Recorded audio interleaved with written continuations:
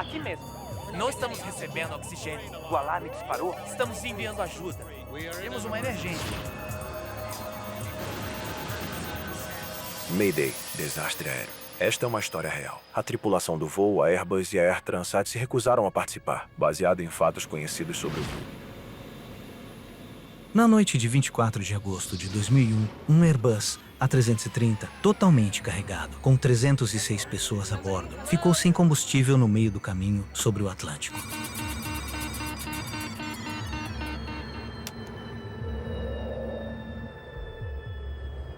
Como um avião computadorizado de última geração poderia sofrer uma falha tão catastrófica?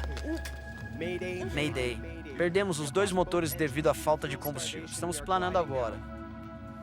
Bem, agora estamos a 30 mil pés com uma taxa de descida de 2.000 pés por minuto. Temos que pousar na água. Por favor, coloque seus coletes salva-vidas. Este filme investiga o que aconteceu com o voo 236 da Air Transat. É isso mesmo. Acabou.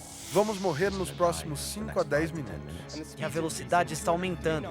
203 nós, está muito rápido. Pessoal, eu preciso que vocês se preparem. Ai, meu Deus! Voando no vazio.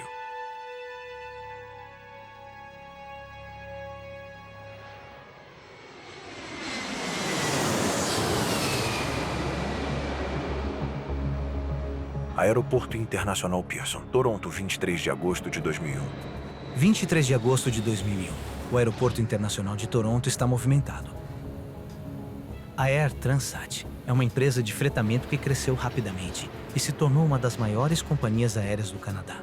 O meio do verão traz menos viajantes a negócios e uma atmosfera de férias. O voo 236 da Air Transat tem como destino Lisboa.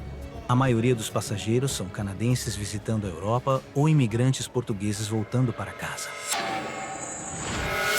19h34. O avião, um Airbus A330 com 2 motores, está sendo pilotado por um jovem copiloto, Dirk de Jager, e o capitão experiente Robert Pichet.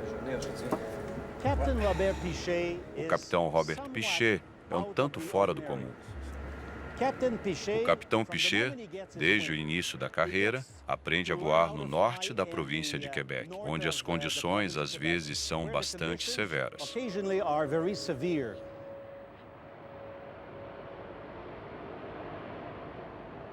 A cabine de comando do A330 é ultramoderna. Bancos de computadores conectados a mais de 100 sensores a bordo monitoram constantemente a operação do avião. Este vídeo revela como podem surgir problemas sérios quando os pilotos começam a desconfiar dos computadores. 20 horas. Antes da partida, os computadores não indicaram nenhum problema com o Airbus. A 320. Siga o Air Canadá para a esquerda. Romeo. Entendido, seguindo a 320, Air Canadá, para a esquerda em Romeo e à direita até a 24. Com uma tripulação de 7 pessoas, o voo 236 tem 336 pessoas a bordo. Éramos casados há 4 dias, não era? 4 days. 4 days. Isso. Então, planejamos ir a Portugal para nossa lua de mel e reservamos este voo na Air Transat. E de forma bem rápida, porque não tínhamos realmente planejado muito bem o que íamos fazer. Então, este era o último voo restante.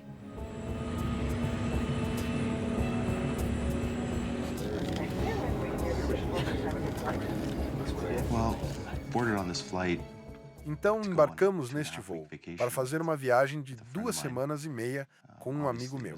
Obviamente, estava muito empolgado para passar 2 semanas e meia na costa de Portugal. Muita empolgação. 236 Heavy, autorizado para decolar.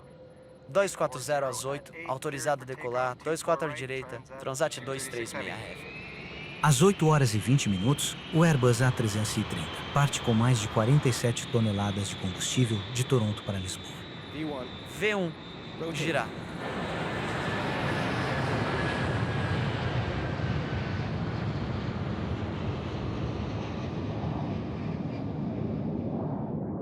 A previsão do tempo para a travessia do Atlântico é boa. Tudo correndo bem na cabine de comando, com exceção de um pequeno ajuste na rota. Para evitar congestionamentos, o controle de tráfego aéreo direciona o voo 97 km ao sul de sua rota original. É uma alteração pequena, mas que mais tarde desempenhará um papel crucial. Os passageiros se acomodam para a longa travessia.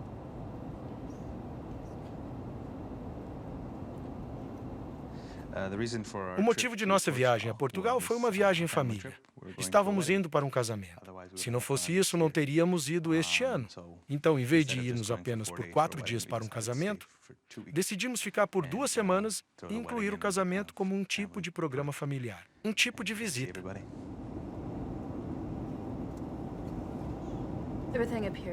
Parecia tudo normal. Eu já tinha viajado com a Air Transat antes e não achei muito boa. Estava surpresa pela qualidade do voo em que estava. Eu estava dentro do horário, o avião era novo e, de modo geral, foi muito melhor do que esperávamos que seria.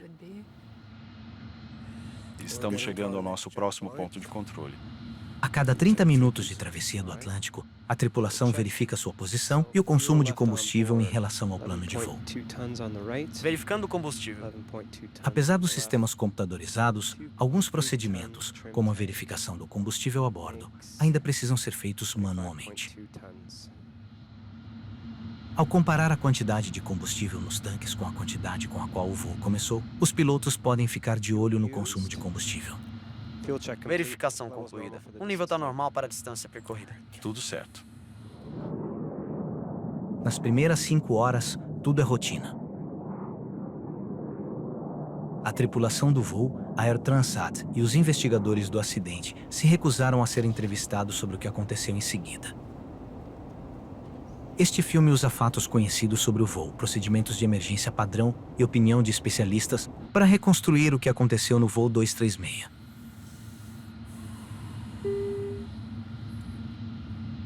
Olha, a luz do óleo acendeu.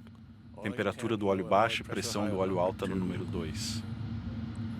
Esse aviso foi a primeira etapa da crise. A pressão do óleo está dentro dos limites normais no número 1. O número 2 está ligeiramente alto. A tela do computador revela que a temperatura do óleo está baixa no motor número 2, mas a pressão do óleo está alta. É uma leitura muito incomum. Os pilotos estão confusos. Não consigo ver nada aqui. Vou dar uma olhada no manual. Uma indicação de baixa temperatura do óleo é normalmente indicativo de leituras ruins, sensor ruim. Temperaturas de óleo não diminuem, normalmente elas aumentam. Uma temperatura de óleo baixa não seria motivo de preocupação. A alta pressão do óleo é uma indicação muito estranha. É muito raro. Na verdade, nunca ouvi falar de uma. É apenas um indicativo de contaminação, normalmente, do óleo com combustível. Isso não vem explicado nos manuais. Liga para a empresa. A tripulação entra em contato com um grupo de manutenção da Air Transat em Montreal. Transat 236 para Mirabel Operations. Mirabel, voo 236, diga. Estamos com um problema. Estamos recebendo um alerta de temperatura de óleo baixa e pressão de óleo alta no monitor do motor número 2. Não tem nada no manual rápido nem no de operação. A equipe em terra não tem uma solução imediata. Os pilotos precisam resolver isso sozinhos. Talvez tenham recebido algumas dicas de como resolver problemas, que talvez ajudasse, mas no final das contas, os pilotos estão lá em cima por conta própria. Eles podem ter recebido ajudas de alguém a 4.000 quilômetros de distância, mas isso não vai realmente resolver seus problemas. Sugiro que continuem monitorando seus níveis de óleo e vejam o que acontece. Mas como as leituras de óleo são muito incomuns, os pilotos acreditam que elas podem indicar um erro do computador. A tripulação continua monitorando os níveis de óleo. O Air Transat 236 segue o seu curso.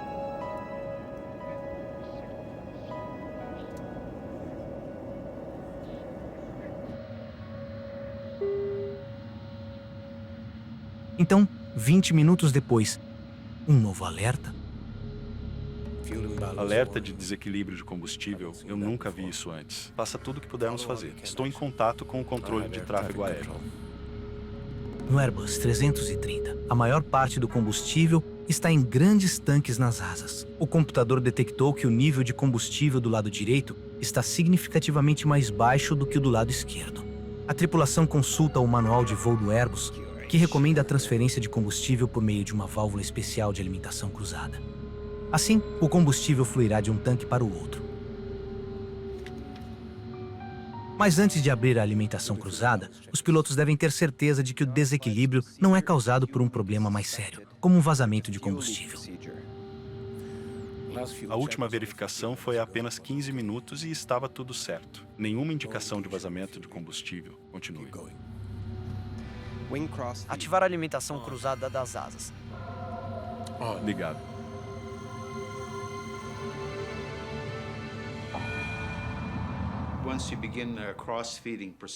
Quando você inicia um procedimento de alimentação cruzada para corrigir um desequilíbrio de combustível, a ação restauradora costuma começar bem rápido. Em outras palavras, a situação não seguiria piorando, ela se estabilizaria imediatamente e então começaria a se corrigir sozinha.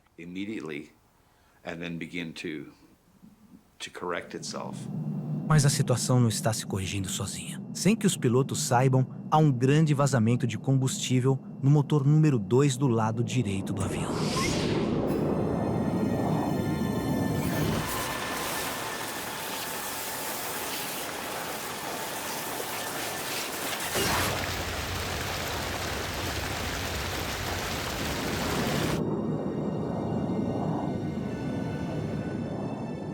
O 236 está no meio do Atlântico, a quase 300 quilômetros da terra mais próxima.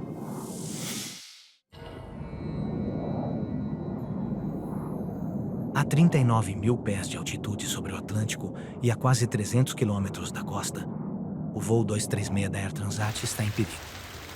Sem que os pilotos soubessem, o motor direito está vazando combustível. O sistema de computador do avião emitiu uma série de avisos, mas os pilotos acreditam que são erros de computador. Se lembra de ter visto algo assim antes? Não. Nunca. Não faz nenhum sentido. Mesmo que tenha um vazamento, não explica os avisos no sistema de óleo. E estava tudo bem na última verificação de combustível a 30 West. Aposto que é problema de computador. A tarefa de descobrir se há um vazamento de combustível é dificultada pelo projeto dos sistemas do Airbus.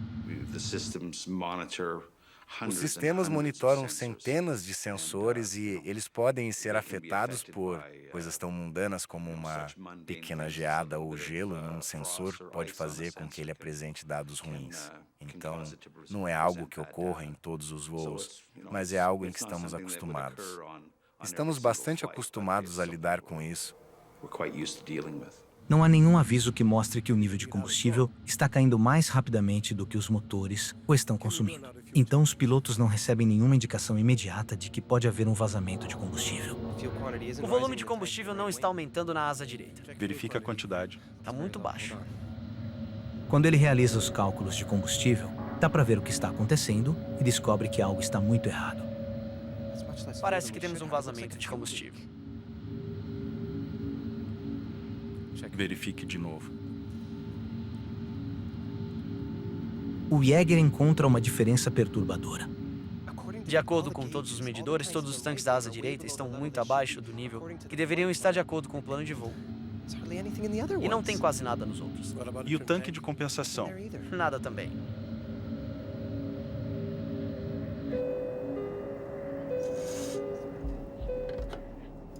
Pois não. Pode vir à cabine de comando, por favor. Claro. Embora o capitão Piché acredite que esteja lidando com um problema no computador, ele decide pedir uma verificação visual, por precaução, para ver se pode haver um vazamento de combustível. Capitão? Olá.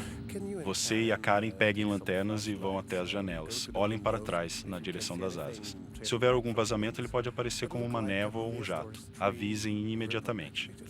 Certo. Ótimo. Eu quero que você faça outra verificação completa, por favor.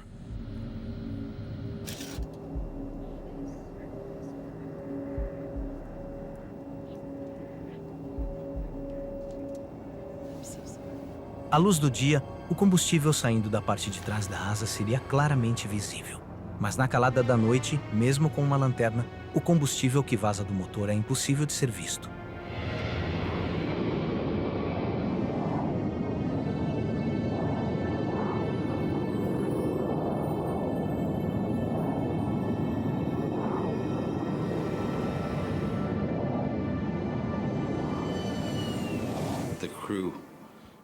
A tripulação evidentemente percebeu que a situação não estava melhorando. E nesse momento eles perceberam que as circunstâncias deles estavam se tornando mais sérias. Acho que provavelmente houve algumas discussões entre os dois pilotos sobre qual deveria ser o próximo curso de ação. Se o computador estiver correto, então, com a quantidade de combustível restante, o Airbus não conseguirá mais chegar a Lisboa. O capitão Piché é forçado a tomar uma decisão crucial. Tive uma ideia. Entre em contato com o controle oceânico onde está o campo de pouso mais próximo. Transat 236. Informe o aeroporto mais próximo. Temos um possível problema de combustível.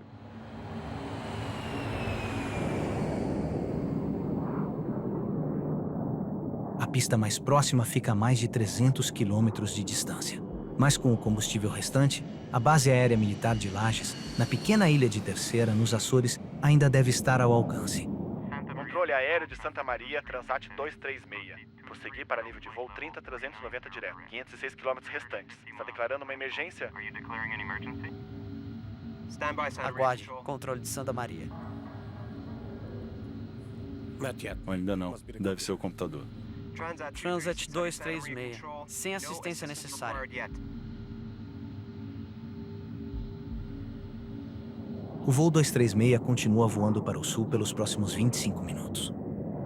Tudo na cabine parece normal. Mas na cabine de comando, as leituras de combustível estão piorando.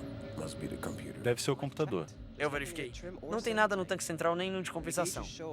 De acordo com os medidores de combustível, o avião está consumindo combustível muito mais rápido do que o normal. Acreditando ou não nos medidores, o capitão não tem escolha. Ele deve avisar o controle de tráfego aéreo. Temos que declarar uma emergência de combustível. Transat 236. Controle de Santa Maria. Controle de Santa Maria, Transat 236 Heavy, prossiga. Transat 236 declarando emergência de combustível.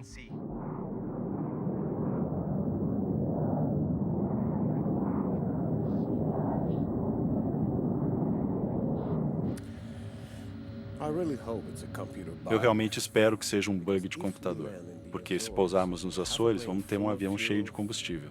E aí vão nos crucificar.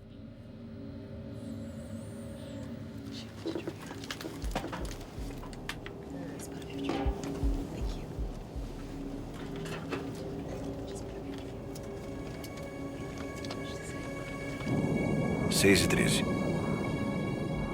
Mas às 6h13, a menos de 1 hora do primeiro alarme de combustível, o motor direito fica sem combustível e desliga-se.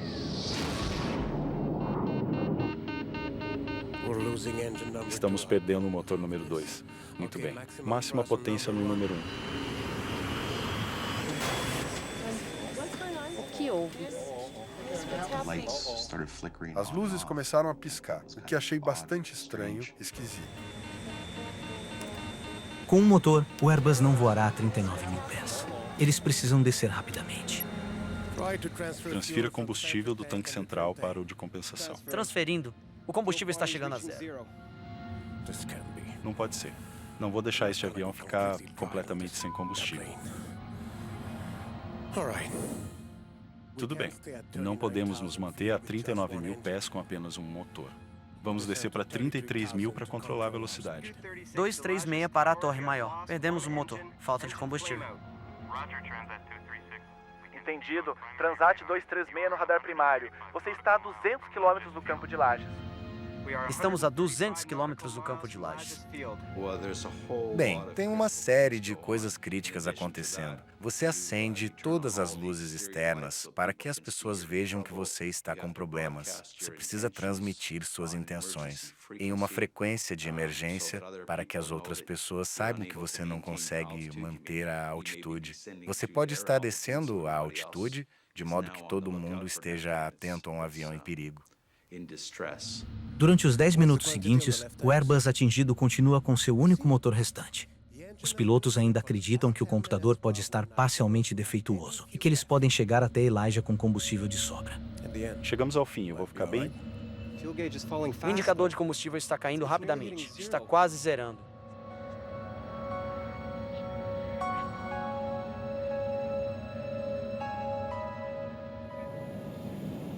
mais 13 minutos depois que o motor direito foi desligado. E faltando 130 quilômetros para o final, o motor esquerdo começa a falhar.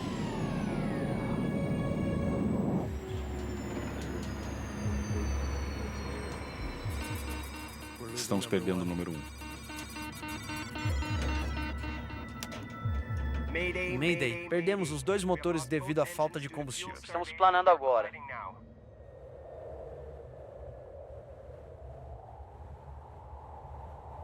Você está pilotando um dos aviões mais sofisticados da era moderna, transportando 306 passageiros e tripulantes. Agora nada mais é do que um planador gigante, à deriva em direção ao oceano.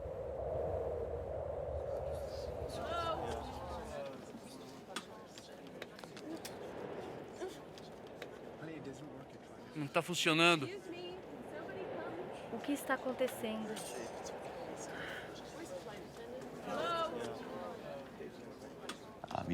Você podia literalmente ouvir um alfinete cair. O exterior estava silencioso, não havia som nenhum no avião ou na cabine. Tinha um monte de gente orando e gritando por Deus. Minha esposa estava um pouco histérica. E o meu melhor amigo, em outro mundo. O avião estava em completo silêncio, exceto pelas pessoas que estavam Gritando. muito tristes. Lista de funções que perdemos. Não temos mais estabilizadores, nem ADR2 e 3, nem antiderrapagem, nem reversores, trim do leme, rádio HF1 e 2. Com a perda dos 2 motores, não temos sistema elétrico. Se os motores não estão funcionando, os geradores também não funcionam. Então, não há energia no avião. Há um pequeno dispositivo chamado turbina de emergência. Ele será acionado por baixo da carenagem da asa. É uma pequena hélice que sai pela parte inferior da fuselagem e gira com o vento. E essa pequena hélice fornecerá sistemas elétricos e hidráulicos muito limitados para o funcionamento da aeronave. Em outras palavras, mesmo sendo um planador, pelo menos é um planador controlável. Calcule o quanto podemos ir com o nosso ângulo de planeio, por favor. Bem, agora estamos a 30 mil pés com uma taxa de descida de 2.000 pés por minuto. Podemos nos segurar por 14 ou 15 minutos. Não quero morrer na nossa lua de mel. Eu só estava tentando acalmá-la, tranquilizá-la de que tudo ficaria bem. É muito difícil manter a calma quando você está considerando a sua própria morte. Sem energia, o avião perde 1.000 pés de altura para cada 5 quilômetros que percorre. Eles podem chegar aos Açores, mas se os pilotos fizerem os cálculos errados, eles podem ter que fazer um pouso forçado na água. Não tenho certeza se conseguiremos chegar à estação terrestre.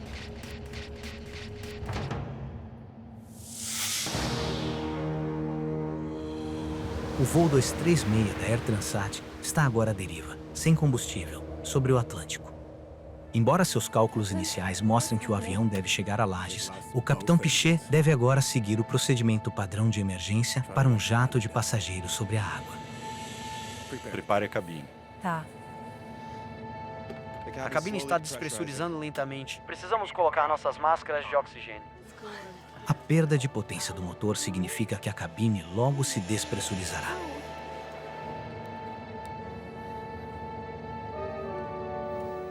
Pessoal, por favor, preciso da sua atenção. Estamos nos preparando para evacuar o avião. Coloque seus coletes salva-vidas agora. Provavelmente em 2 minutos, eu acho, vi comissários de bordo com coletes salva-vidas na mão correndo pelos corredores. Claramente, era um sinal de medo. O que estava acontecendo? Foi a primeira pergunta que veio à minha mente.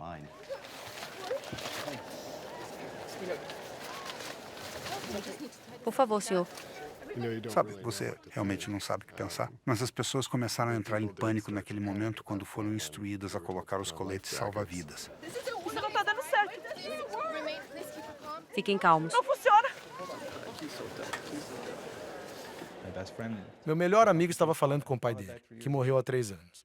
Mas ele estava falando com ele, porque tinha certeza de que iria se juntar a ele. E eu só continuei repetindo a mesma coisa. Tudo bem.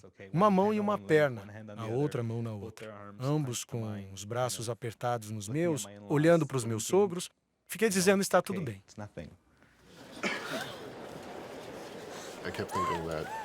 Continuava pensando que, se o avião caísse na água, sobreviveríamos. Estava tão convencido de que sobreviveríamos, não importa o que acontecesse com o avião. Provavelmente eu estava delirando.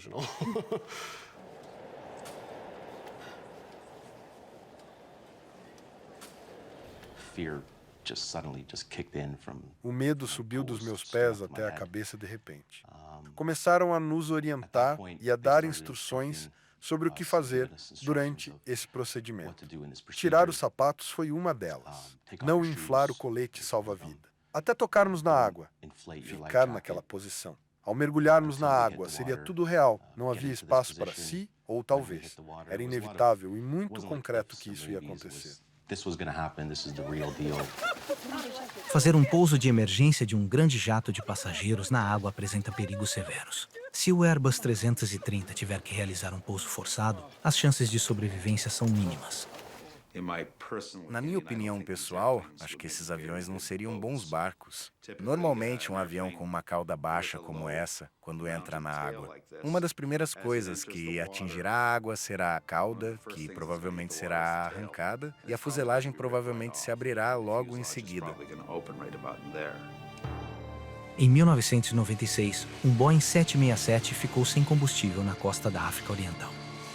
Seus últimos momentos foram capturados em um vídeo amador e revelam o que acontece quando um avião tenta fazer um pouso controlado na água.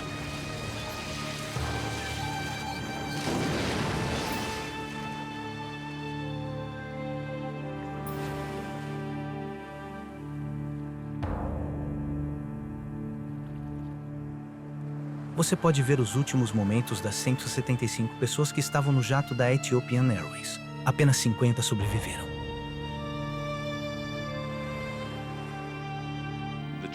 Você não tem muitas chances de sobreviver, de se afundar e flutuar por muito tempo. Se o voo 236 da Air Transat tiver que realizar uma manobra semelhante, enfrentará um resultado igualmente grave. 6h27. Com mais de 100 quilômetros antes de chegar aos Açores, os pilotos enfrentam uma manobra longa e difícil. Eles precisam manter o avião planando por mais de 50 minutos para chegar aos Açores. Há muito pouco tempo para qualquer emoção.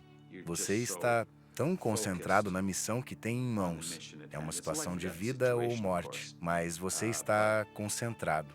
Sua intenção é levá-lo até lá. Você não está pensando nas alternativas, mas está totalmente concentrado em levar o avião ao seu destino. Aeroporto de Lajes, Açores.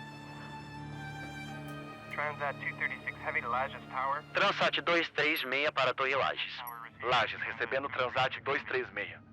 Vocês nos têm no radar Transat 236? Temos você no radar primário. Confirme que está a 128 quilômetros de distância. Transat 236. Estamos tentando chegar à pista. Por favor, descreva a direção e o comprimento da pista. Torre Lajes para 236. Usem a pista 33, que tem 3 quilômetros. O aeroporto está diretamente à frente da sua rota atual. Por favor, informe quando tiver à vista. Transat 236. Não podemos ver o aeroporto, mas avisaremos quando pudermos. 6h37. À medida que os minutos passam, a longa espera dos que estão a bordo é angustiante. É isso, acabou. Vamos morrer nos próximos 5 a 10 minutos. Eu tinha ponderado a ideia de que morreríamos com certeza. E meio que naquele momento, você consegue aceitar isso mais do que imagina que aceitaria. Eu nunca pensei que fosse morrer. Eu estava em um estado de angústia. Fiz o possível para não demonstrar, para tentar me manter são, mas houve certos momentos em que eu não tinha certeza se conseguiríamos. É torturante o fato de que você vai morrer e eu realmente achava que isso ia acontecer. Para mim é pior do que morrer. Se eu vou morrer, me mate agora. Pegue uma arma e atire em mim, ou deixe o avião cair e mergulhar no oceano, que aí morremos de uma vez. No solo, os serviços de emergência se preparam para o pouso forçado de um avião totalmente carregado.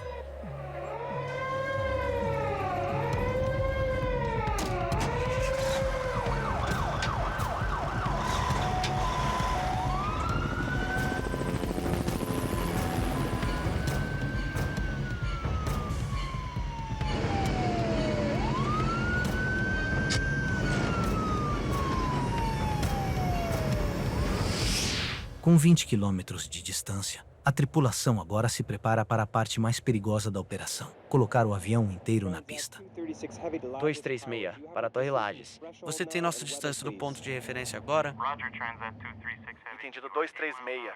Você está a 12 km de distância de acordo com o radar primário, velocidade do ar de 280 nós. Segundo nossas leituras, o aeroporto deve estar à vista. Negativo, Torre Lages. Até agora não conseguimos ver a pista.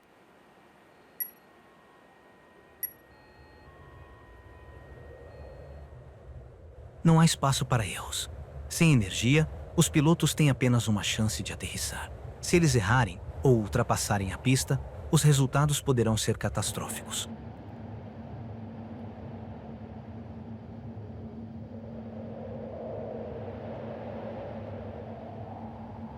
Tô vendo. À direita.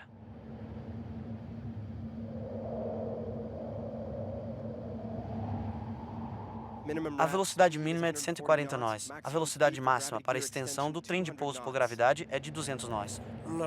Não vou baixar o trem de pouso até o último minuto, ok? A tripulação se esforçou para perder altura e velocidade para o pouso. Entendido, Lages. 9 quilômetros. Vamos abrir os flaps. Vai nos desacelerar um pouco. Flaps abertos e travados.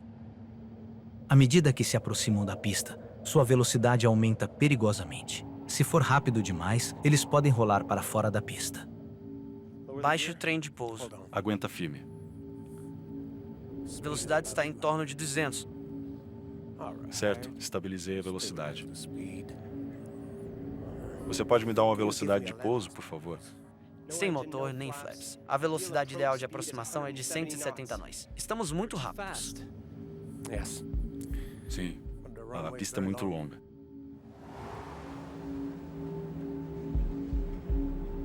O capitão Piché agora faz uma série de manobras difíceis para reduzir a velocidade do avião para o pouso.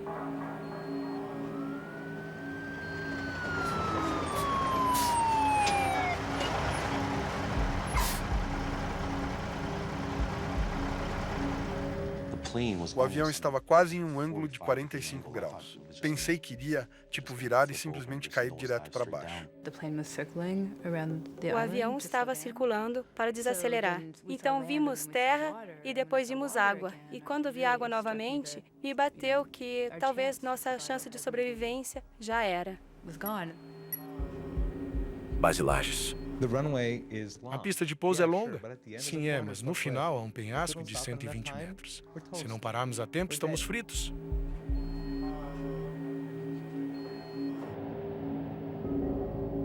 A tripulação alinha o Airbus gigante para a aproximação final. Alinha a engrenagem para baixo. Temos 3 verdes. Sem flaps, apenas com os freios de emergência, sem spoiler, sem impulso reverso. 4.000 pés, 195 nós.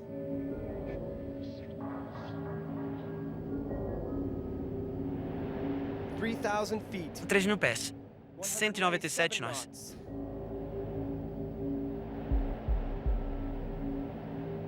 2.000 pés, 200 nós. Entendi como controlar. Tripulação de cabine, 1 minuto para o pouso.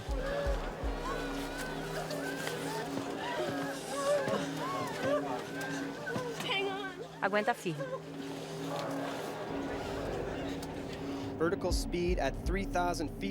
Mantenha a velocidade vertical a 3.000 pés por minuto. Estamos indo rápido demais. Está aumentando, 203 nós agora. Está muito rápido. 1.000 pés, 201 nós. Estou tentando levantar o nariz. Vamos pousar rápido. Mas mesmo que a tripulação consiga colocar o Airbus na pista, eles enfrentam um problema adicional. Sem motores, os procedimentos normais de frenagem são severamente restritos. Para o voo 236, o perigo está longe de acabar.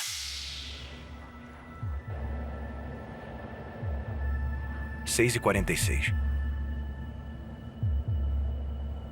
Os pilotos precisam pousar o avião sem potência e, de alguma forma, fazer com que ele pare.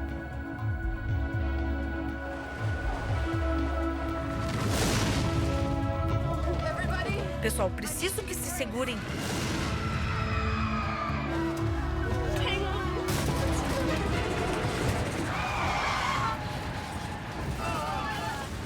o Airbus bate com força em alta velocidade. Os pneus estouraram. O capitão Piché tenta segurar o nariz do avião.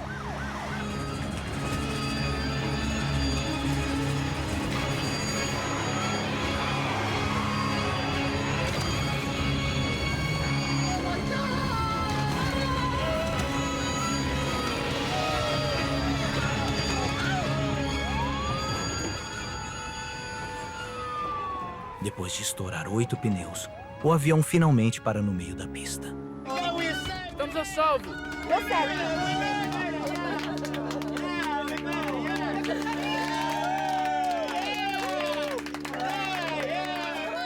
Vamos, todo mundo! Saiam do avião depressa.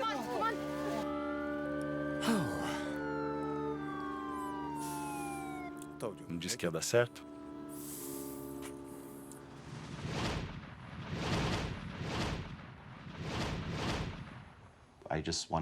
Eu só queria sair daquele avião logo. Eu pulei, bati no chão com força. Não acho que meu traseiro sequer tocou no escorregador. Não deslizei pelo escorregador. Eu corri nele. E a equipe estava, vamos. Acontece tudo muito rápido. O que foi que acabou de acontecer? Eu caí no chão, literalmente, e comecei a chorar. Depois que você sai do avião e é evacuado, quer saber o que aconteceu. Piché e De Jager haviam pilotado seu Airbus sem energia mais longe do que qualquer outro jato de passageiros na história. Conforme as notícias de suas notáveis conquistas se espalhavam pelo mundo, eles se viram como heróis relutantes. Você realmente não tem tempo para pensar em mais nada, só em cuidar da segurança dos seus passageiros. Esse é seu objetivo principal, e como não tínhamos nenhum motor, o outro objetivo era realizar o pouso com segurança. Naquele momento, acho que a experiência entrou em ação, sabe? Com a ajuda do meu colega, por isso conseguimos pousar com sucesso. Você se prepara para o pior, mas nunca sabe como vai lidar com situações como essa. Olhando em retrospecto, acredito que a gente lidou com isso da maneira mais profissional possível. Você se sente grato por ver que todos os passageiros estão bem. Quando algo assim acontece, a gente nunca sabe o que realmente vai acontecer. Você não começa a acreditar nisso. Não faz sentido que um jato grande com 2 motores não tenha mais energia com 300 pessoas a bordo. No entanto, embora a história pública tenha sido um sucesso, ainda restavam perguntas incômodas. Por que um avião altamente sofisticado ficou sem combustível? O que exatamente aconteceu com o voo 236? Longe das câmeras, uma investigação do acidente foi iniciada imediatamente pelas autoridades de transporte portuguesas, canadenses e francesas. As verificações iniciais confirmaram que todos os tanques de combustível do Airbus estavam de fato vazios. Mas perder mais de 17 toneladas de combustível em um espaço de tempo tão curto significava que havia um grande vazamento. A questão era: onde? Os engenheiros examinaram o sistema de combustível, procurando por falhas nos tanques e nas linhas de combustível. Não demorou muito para que eles encontrassem o que estavam procurando, apenas no motor direito. Neste caso específico, você tinha um tubo hidráulico relativamente pequeno em comparação com um tubo de combustível maior. E o tubo hidráulico devia ter sido devido a possíveis pulsos no sistema hidráulico que estavam desgastando contra o tubo maior. E, eventualmente, o tubo maior teve um vazamento. E o vazamento, ou não o próprio vazamento, mas o buraco eventualmente pode ter levado a uma fratura no tubo, permitindo esse fluxo massivo de combustível para fora do motor.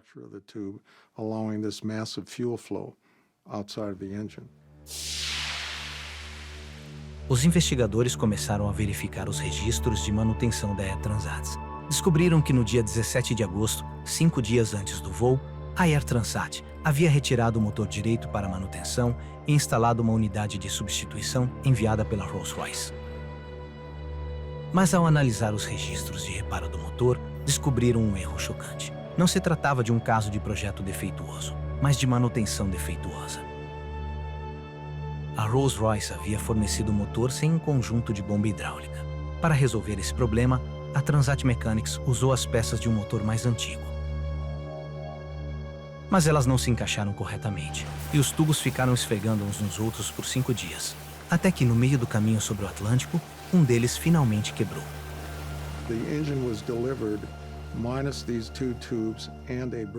O motor foi entregue sem esses 2 tubos e um suporte. O propósito desse suporte era manter uma folga adequada. Então, se eles tiraram o suporte do motor velho e colocaram no motor novo, os tubos poderiam ficar juntos e poderiam possivelmente se desgastar.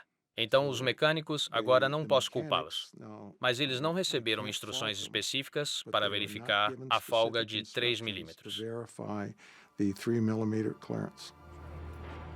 Quando os investigadores questionaram os mecânicos da Air Transat, encontraram evidências mais perturbadoras de negligência. O mecânico-chefe testemunhou que havia se preocupado com a substituição de outro conjunto hidráulico. 5 dias antes do acidente, ele manifestou sua preocupação ao seu superior. Disseram-lhe que seria muito caro deixar a aeronave esperando pelas peças que faltavam e que deveria prosseguir com a substituição. As peças de reposição diferiam das corretas em apenas alguns milímetros, mas foi uma diferença que quase custou 306 vidas.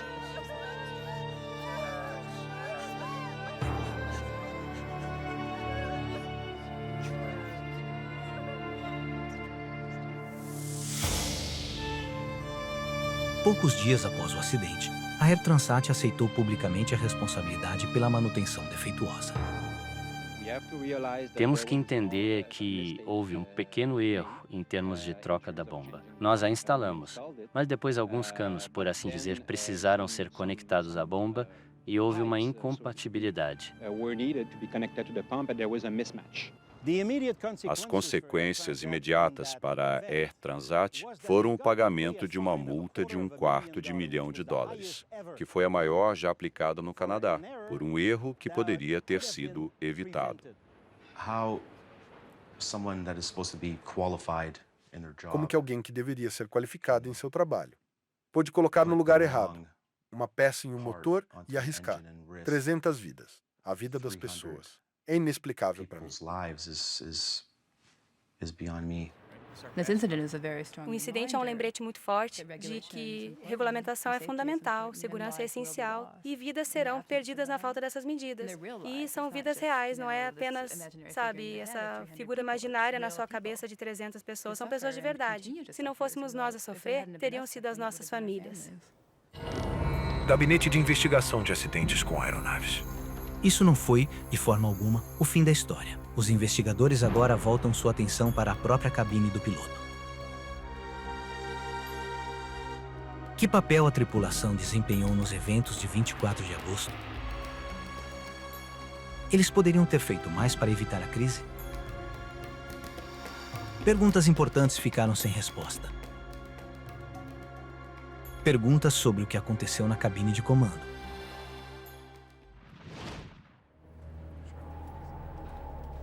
A investigação do voo 236 da Air Transat descobriu que erros básicos de manutenção haviam causado o vazamento de combustível. A Air Transat aceitou a responsabilidade e recebeu uma multa pesada. Mas o foco agora se voltava para a cabine de comando e o desempenho da tripulação. Qual foi o papel deles na perda de combustível?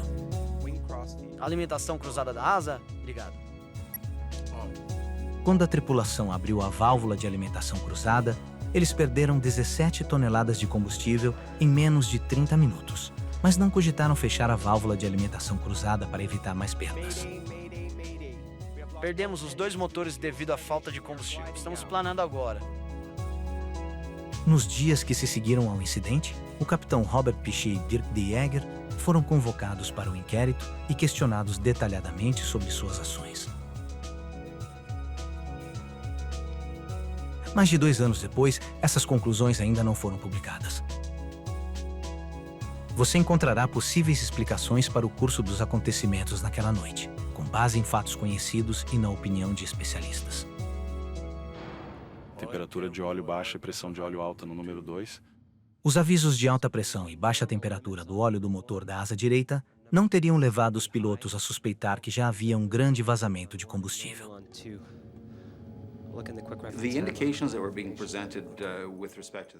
As indicações que estavam sendo apresentadas com relação ao sistema de óleo provavelmente não dariam nenhuma indicação à tripulação. Eles podem ter questionado o que estava causando o vazamento de óleo. Eles podem ter recebido indicações errôneas ou estranhas, mas não há nada na minha mente ou no treinamento deles que os levasse a suspeitar que um sistema de combustível poderia estar envolvido. Aposto que é um problema no computador. Mas embora os pilotos pensassem que tinham um erro no computador, os avisos de óleo estavam corretos e foram a primeira indicação de um problema muito mais sério. Aviso de desequilíbrio de combustível. Eu nunca vi isso antes. Quando o aviso de desequilíbrio de combustível surgiu 20 minutos depois, mostrando menos combustível na asa direita do que na esquerda, ele parecia não ter relação com os alarmes de óleo. Isso poderia ter reforçado a ideia de que se tratava de erros de computador. Não aplique o procedimento se for combustível. Apesar de suas dúvidas, o comandante Piché foi obrigado a seguir o procedimento da Airbus para corrigir o desequilíbrio. Ele abriu a válvula de alimentação cruzada. A alimentação cruzada das asas ligado. Alimentação cruzada. Mas será que seguir a lista de verificação foi suficiente? Você não pode simplesmente apertar os interruptores em resposta aos comandos dos computadores e esperar que, no final, tudo esteja bem. Quando a lista de verificação for concluída, você poderá ficar sentado, gordo, burro e feliz. Esse não é o caso. Você tem de ficar duvidando. Será que isso está certo? Fizemos a lista de verificação correta? Deu tudo certo? Quando os pilotos calcularam a alta taxa de perda de combustível, deveriam ter suspeitado de um grande vazamento. Transat 236 declarando emergência de combustível. Quando confirmaram o vazamento, suas opções estavam muito limitadas. Eles estavam praticamente voando às cegas. Não tinham um checklist disponível para consultar. Eles presumiram que após realizar o procedimento a situação se resolveria, mas isso não aconteceu. Agora, eles tinham uma escolha. Eu fecho o motor ruim e vejo o que acontece. Ou abasteço os dois motores como o checklist de desequilíbrio de combustível indicou e talvez a situação se corrija sozinha. A tripulação não tinha muita certeza. Não era uma eventualidade, não era uma situação comum. Eles estavam em um terreno novo, realmente sem nenhuma orientação para ajudá-los. Se deixaram a válvula de interligação aberta ou se a fecharam, eu estaria apenas especulando sobre quais mudanças poderiam ter resultado no desfecho deste evento. O capitão Piché acreditou por muito tempo que estava enfrentando um erro de computador. Foi somente quando os motores finalmente pararam que ele teve de aceitar que o vazamento de combustível era verdadeiro. A complexidade tecnológica das aeronaves modernas pode ajudar a torná-las mais seguras e confiáveis, mas também pode levar aos problemas que quase levaram a Air Transat 236 à catástrofe. As discrepâncias nas peças de reposição levaram a um vazamento de combustível. A desconfiança em relação aos computadores levou a tripulação a interpretar mal a situação. Esses erros combinados tiveram implicações enormes. Somente porque o controle de tráfego inicialmente enviou o avião 96 km ao sul para evitar congestionamento, o voo 236 estava perto o suficiente dos Açores no momento da crise. Caso contrário, ele teria que cair no oceano. A investigação ainda não foi publicada. A Airbus culpou os pilotos por terem lidado mal com o vazamento de combustível. Robert Piché e Dirk de Jager continuam a voar com a Air Transat. Em agosto de 2002, eles receberam as mais altas honras da Associação de Pilotos de Linhas Aéreas, pelo planeio mais longo já realizado em uma companhia aérea de passageiros. Após o acidente, a Airbus modificou sua lista de verificação para o caso de desequilíbrio de combustível. De agora em diante, o computador verifica todos os níveis de combustível a bordo em relação ao plano de voo. Agora, ele emite um aviso claro se estiver sendo perdido mais combustível do que os motores podem consumir. A Rolls-Royce reeditou um boletim de serviço, alertando todos os seus clientes sobre a incompatibilidade de duas peças quase semelhantes. Para os passageiros presos no voo 236, o trauma os deixou com sentimentos contraditórios. Muito bem, vamos estabilizar a velocidade. Esse acidente não foi causado por uma simples omissão de um único indivíduo, como é típico na maioria dos acidentes aéreos. Há toda uma cadeia de eventos, toda uma série de eventos que levam ao incidente ou ao acidente, e esse acidente não foi diferente.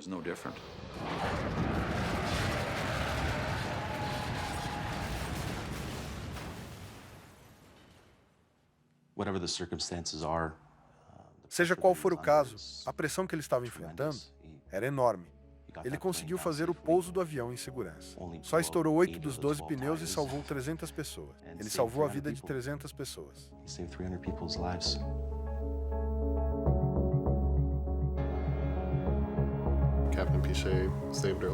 O Capitão Piché salvou nossas vidas. E independentemente dele ter cometido um erro, ou se houve falha de um computador, isso realmente não importa porque estamos vivos.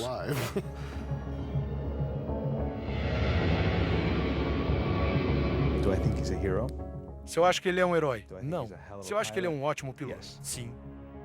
Graças a Deus que as Ilhas dos Açores estavam lá. E basicamente salvou nossas vidas. Mas se aquela bomba de combustível tivesse quebrado 2 ou 5 minutos antes, nós teríamos caído na água e provavelmente eu não estaria aqui para contar a história.